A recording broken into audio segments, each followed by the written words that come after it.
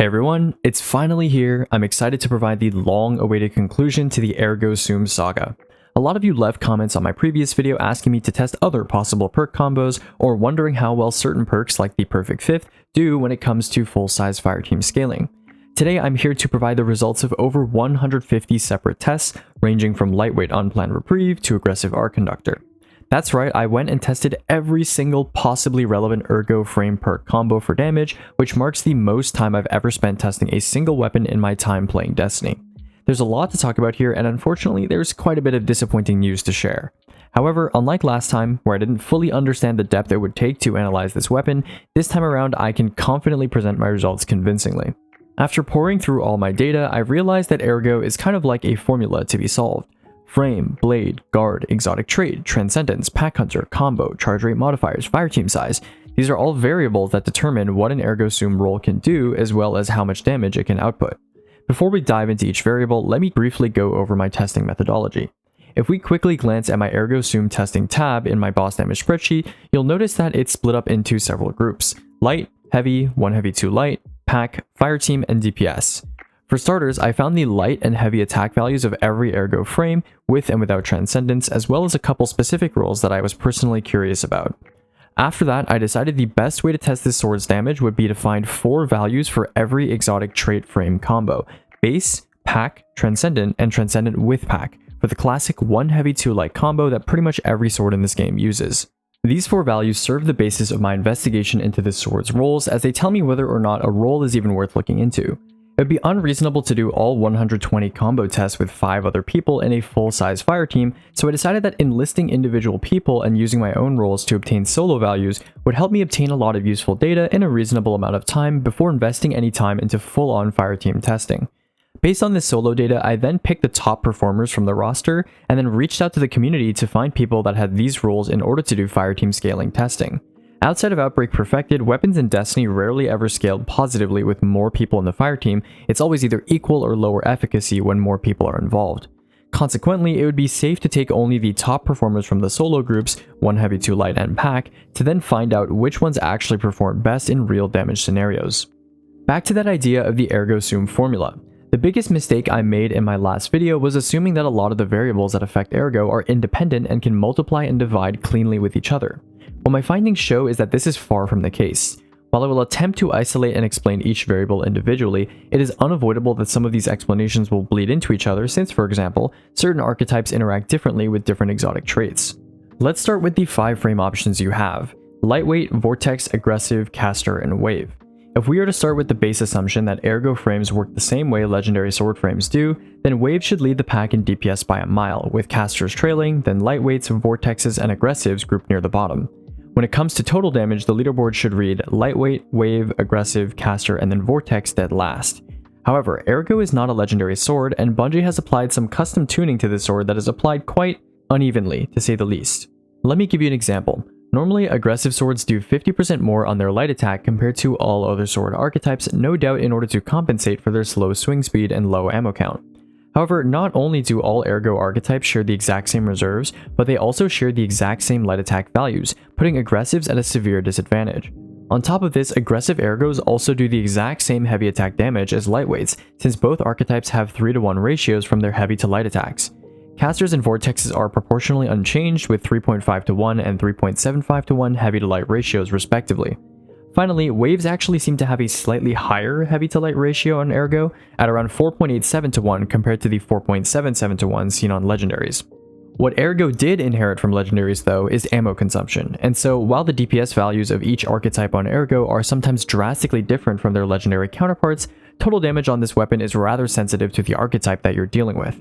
For example, as many of you are aware, Vortex frame swords consume 6 ammo on heavy attack, and on a sword with much less ammo than a typical power ammo sword, in a vacuum this can end up being rather punishing. Based on the information you just heard, it would make sense to basically only look at wave frames then, right? Well, not quite. The thing about this sword is that some variables like exotic traits can disproportionately affect different archetypes so much that individual testing of specific roles is basically a necessity.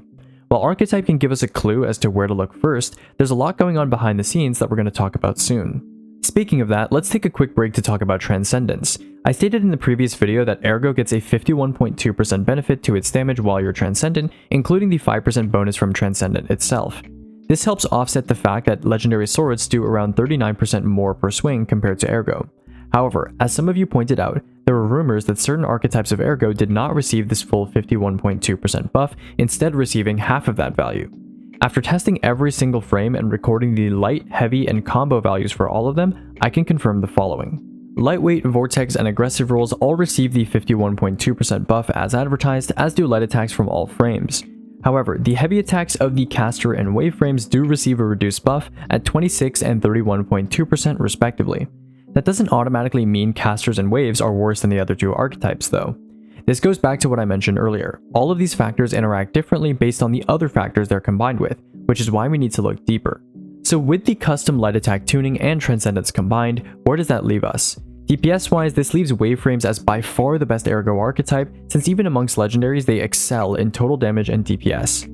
The frame ranking goes something like Wave in a tier of its own at around 167k DPS, then Lightweights at 136, Casters at 127, and Vortexes at 126 in the middle tier, and then Aggressives which come in dead last at 98,000. What about total damage? Well, unfortunately, like we mentioned earlier, one thing the Ergo swords did inherit from their legendary counterparts is ammo usage per heavy attack.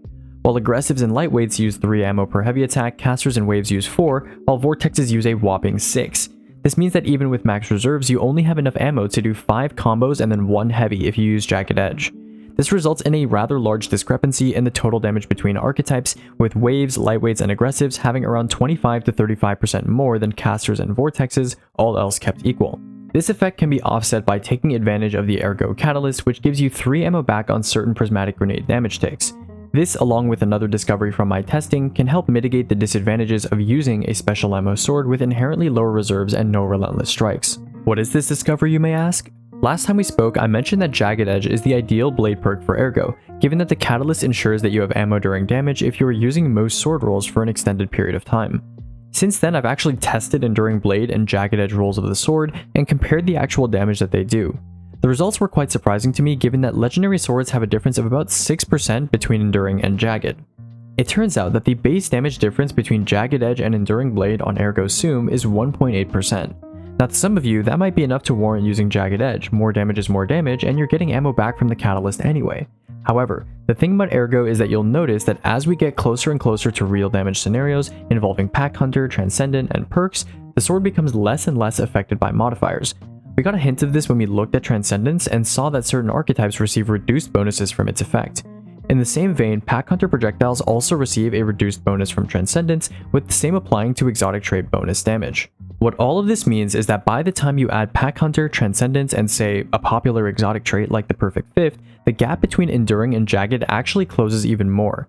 In fact, when I got someone with an Enduring Blade roll of a Caster Polaris sword to test with me, the difference between both blades had been reduced to a mere 0.36%. Realistically, you're either going to be using this sword in one of two scenarios, either in roam content, think Arc Conductor, or boss damage, think Unplanned Reprieve. In both those scenarios, you'll be closer to the 0.36% end of the spectrum rather than the 1.8% side. This difference is so small that it will never have a macro level impact to your gameplay, whether we're talking killing ads or passing a damage check. As a result, I'm going to change my blade recommendation for this sword from Jagged Edge to Enduring Blade. As for guard options, it doesn't really matter what you decide to use. In scenarios where your charge rate dictates your maximum sword combo speed, so boss damage, you're going to be Transcendent, which will increase your charge rate by 50. According to my friend Spider Reviver, this results in a minimum charge rate of 70 no matter what guard you use, which is high enough to do the 1 heavy 2 light combo on any archetype. If you're using the sword for defensive or neutral gameplay, then something with better resistances like Heavy Guard might be of more interest to you. Now it's time to talk about perks. While my opinion on the on-kill perks like Insectoid Robot Grenades, Gathering Light, and Stormbringer hasn't really changed, extensive testing on some of the other perks available on Ergo has made me change my tune. First of all, I'm sure plenty of you have seen people make good use of the Blade Stamina Artifact mod combined with Arc Conductor rolls of this sword. While I initially doubted the potency of this combo, citing its potentially risky playstyle, it's still worth picking up as a unique ad clear option that doesn't really require any user input and easily sustains itself thanks to Blade Stamina this season. Next, let's get to what you came here for: the Perfect Fifth, Unplanned Reprieve, Arc Conductor, Pack Hunter, and Sacred Flame. As I mentioned earlier, all of these rolls had their combos tested with that 4-value method. Base, Pack, Transcendent, and both Pack and Transcendent. While I won't go over every single result in this video, the raw data is all available in the Ergo Sum tab of my spreadsheet if you want to see, for example, exactly how much Transcendence buffs a Waveframe, Sacred Flame, Ergo with Pack Hunter. Let's start with Pack Hunter, given that it's a variable I tested with every Ergo roll, since Ergo has the unique claim to being the only exotic sword that benefits from Pack Hunter.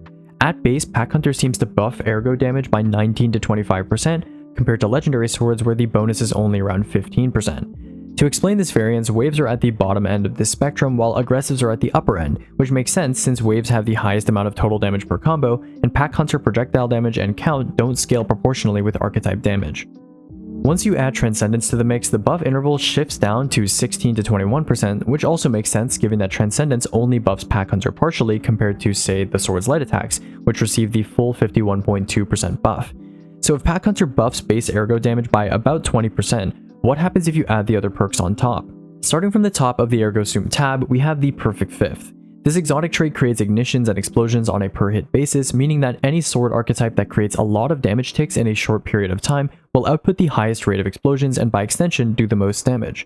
And the results follow this logic. Lightweights receive a minuscule 6% buff, while casters receive a massive nearly 53% buff to their per combo damage.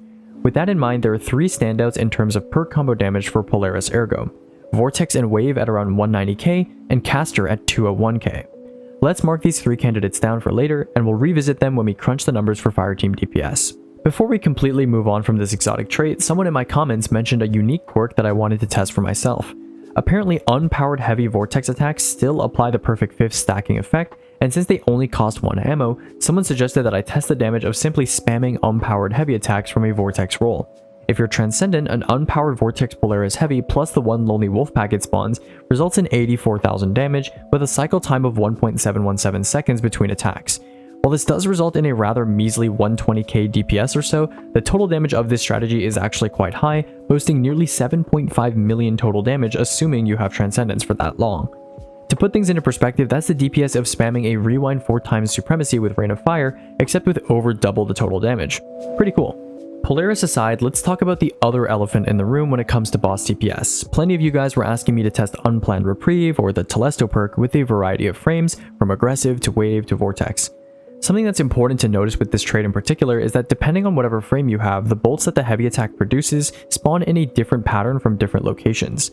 Compared to the Perfect Fifth, which simply blows the boss up directly, the consistency of Unplanned Reprieve projectiles and their direct detonation on the boss directly impacts your DPS. The values that are in the spreadsheet represent an ideal scenario, since Riven has such a large model that pretty much every Telesto bolt is able to directly hit the boss, and I took the best tests I could get after multiple trials for certain roles. In order from worst to best, the per combo values of the Unplanned Reprieve Ergos are almost all remarkable. Caster at 165k, Lightweight at 176, Aggressive at 189, Vortex at 213, and finally Wave at a whopping 215,000 damage. For reference, a Surrounded Bequest 1 Heavy 2 Light pack boosted combo comes in at around 204k. Pretty impressive showing. As for testing, I decided to mark down Lightweight, Vortex, and Wave frames as potential candidates, excluding aggressives because of their slow swing speed and casters because of their low damage output. Finally, I'm going to discuss Arc Conductor and Sacred Flame in the same breath since they're both not particularly remarkable. None of their per combo values surpassed 180k damage, let alone 200 plus like the Polaris and Telesto rolls did. Arc Conductor seems to provide a relatively easy to use 9 to 18% boost over raw Pack Hunter, with waves being predictably at the low end of this boost and aggressives receiving the biggest benefit. However, this pales in comparison to the 25 to 45% that Unplanned Reprieve provides and the previously mentioned 53% that the Perfect Fifth gives caster frames. As for Sacred Flame, it is essentially the same problem. It's functionally the same thing as the Perfect Fifth, just with a much more underwhelming explosion ranging from 0 to 21%. We've covered pretty much every major factor that affects Ergo Sum in a solo environment, so now it's time to talk about the missing piece, Fireteam scaling. To remind you, we have 5 potential picks here that might be worth using: Caster and Wave Polaris, and Lightweight, Vortex, and Wave Telesto. And so, I started testing. Thank you to all of you who joined through my YouTube community post, as well as all of my friends that dropped by to hit Riven with me. Here's where the title of this video comes in. I have some good news and some bad news. The good news is that the popular Caster Polaris and Vortex Telesto rolls have pretty great scaling results, even with 5 people in the mix. Caster Polaris in particular only loses about 10% of its overall damage, while Vortex Telesto drops about 4%. This results in both of them having approximately the same effective DPS at around 175k from combo start to end. Pretty good, but there's another role that actually bested both of these popular picks. Lightweight Telesto, despite having a lower per combo value than both Caster Polaris and Vortex Telesto, once Fireteam scaling is applied, comes out on top at around 181k DPS thanks to its faster combo speed. In practice, I'd say all three of these roles perform pretty much the same when it comes to Fireteam DPS, with Caster Polaris pulling ahead in solo content. The only thing to note is that assuming you are using Jagged Edge, the lightweight role does pull ahead in total damage by about 20 to 30%. As a result, my recommendation is probably going to be Caster Polaris for solo or even team settings where consistency is important, and Lightweight Telesto if the boss model permits it. Remember how I said that unplanned reprieve bolts vary by archetype? Well, Lightweight Telesto swords spray their bolts out in a fan shape from where the attack originated, meaning that if a boss is really thin or flighty, a lot of your bolts won't do max damage. On a boss like Riven, this isn't really a problem, but on a boss like Herald or Rathel, this can become more of an issue. Now, you'll notice that I've carefully avoided talking about one specific frame of Ergo Sum, despite me saying that it is, by default, the highest DPS and total damage archetype sword that there is. Here comes the bad news. When we tested Waveframe Ergo Sum using Telesto, we found that it lost not 10, not 20, but almost 40% of its per combo damage when testing with 5 people simultaneously. Weird, maybe a one-off, since Waveframe Unplanned Reprieve does have really erratic bolt spread. Maybe user error. We tested again and again and again for an hour and a half. I reviewed footage of everyone's combos, made sure everyone was aiming correctly, wasn't tracking Riven incorrectly, time and time again, the same results. Something was afoot. Maybe it's just a Telesto thing, so we tried Polaris Wave and held Risk Runner Wave, and the results were almost as bad. Both swords lost nearly 25% of their per combo damage, which is enough to tank the DPS of every Wave sword below competitive, at just around 140k damage. Now, to be clear, if you're solo, Polaris and Telesto Wave are great, even better than the other roles we talked about, especially if the boss is large enough to eat all the bolts from the latter. But if you're in a fire team, this discrepancy is so large that these sword roles are simply not viable for damage. Since we noticed that this scaling issue was present in all 3 waves we tested, I suspected the worst. It was time to test Summum Bonum. Against Riven, we tried 3 1 heavy 2 light combos with both base Bequest and base Summum Bonum to see which one did more damage. In theory, the wave sword should come out on top by almost 15%. However, in practice, things turned out pretty grim. Not only were the wipe screen numbers for Bonum only a few percent higher on average, but Bequest actually hits for 12% more damage on the health bar. This means that Summum Bonum is losing close to 20 to 30% of its overall damage compared to when it's used solo. If it's any consolation, having only one wave sword per team still gives that particular person max damage as if they were solo, but this has pretty far-reaching implications for Team Bonum. The running theory is that for whatever reason, the game does not properly process damage that is dealt by multiple wave sword attacks hitting at the same time. And you might think, well, it should be easy enough to stagger your heavy attacks, right? Well, test after test revealed the same average results with little to no variance. The result I just cited is actually the best one we were able to get, and that was after multiple tries on 2 different bosses, both Riven and the Herald of Finality. Regardless of what this is caused by, I would assume that it's unintended behavior on Bungie's part, since it cuts the viability of their brand new sword frame by a lot. On the other hand, this does make Ergo a much more viable sword for optimal damage scenarios. Why? Well, before the reign of Summum Bonum, the best non-surrounded sword for boss DPS was double perk Guillotine with Frenzy and Bait and Switch, or a Whirlwind adaptive sword like the other half, both at around 175k DPS. With the new raid sword equipped with Chaos Reshaped and Adept Impact, that number skyrockets to 220k, an over 25% increase. If you recall some of the DPS values I mentioned earlier, with Summum Bonum out of the way, that means all 3 Ergo roles that I mentioned are actually now the highest DPS non-surrounded swords in the game in fireteam scenarios, between 180 and 200k DPS. So Ergo Sum's victory is bittersweet. Yes, technically the best non-surrounded sword, but only because wave swords perform so badly in fireteams for whatever reason. Hopefully this gets addressed, since I'd like to see them shine in fireteam content, but for now, stick to using them by yourself. Speaking of usage, what's the final conclusion of my testing? If you want to use this sword, what roles should you farm for, and how do you get the most mileage out of them? Like I mentioned before, I think Arc Conductor on a Wave, Caster, or Lightweight, depending on how much you value ammo economy, is a solid choice for a unique stab at Splash Special Ammo Ad Clear. As for boss damage, the answer is a bit more complicated. If you do plan on trying this sword out, the roles I'd look for are Lightweight and potentially Vortex Telesto, with Caster Polaris as another option for more annoying boss models or solo focused play. Speaking of solo focused play, wave frames are a little better, but again, whether or not you decide to farm for them is your decision. As for the rest of the sword's bits and pieces, Enduring Blade is my recommendation given that it barely makes any difference for damage, and any guard really works, so a more defensively oriented pick might be the play. As for setup, this season we of course have Argent Blade for 15% more damage and Overload Sword for a little damage reduction from your target, but make sure you also pop Transcendent and throw a nade at the boss during damage to recover your ammo and deal more damage. Ergo is not worth using for damage if you are not Transcendent, so keep that in mind if you're not on Prismatic or won't have your Transcendence filled for DPS. Lucent Blades are not required on this sword like we mentioned, and the combo you should be using is 1 heavy 2 light on every archetype. I've experimented with 1 heavy 1 light combos on some archetypes where it might make sense, like Lightweight Telesto, and it ended up being damage loss despite the fact that you can hit at max rate with that combo. As for Summum Bonum, it's a real shame what ended up happening to it in Fireteam scenarios. Its base damage is so high that even with its Fireteam scaling issues, it's still usable, so don't fret if you farmed for a god roll. Its damage after scaling is somewhere in the ballpark of other competitive non-surrounded swords, but it's certainly worse than Surrounded Bequest and good Ergo rolls until Bungie addresses this wave sword issue. That's a wrap for now. I hope I've answered basically every question you might have related to this sword in a damage context. As for my damage spreadsheet, it'll probably remain undisturbed for the next little while, now that I've updated Still Hunt to its post-nerf values. The nerf was indeed exactly 33% with Nighthawk specifically. In the near future, I'll be finally updating all my tier lists for Season 24, and after that, hopefully we'll be getting into crafting some crazy damage rotations with the new sandbox. Hopefully Bungie doesn't release a new weapon with this much variety and this many testing quirks in the future, or else you won't be seeing me for a while again. Now that this sword is out of my system, we'll return to our regularly scheduled programming over the weeks leading up to GCX. Thanks for watching.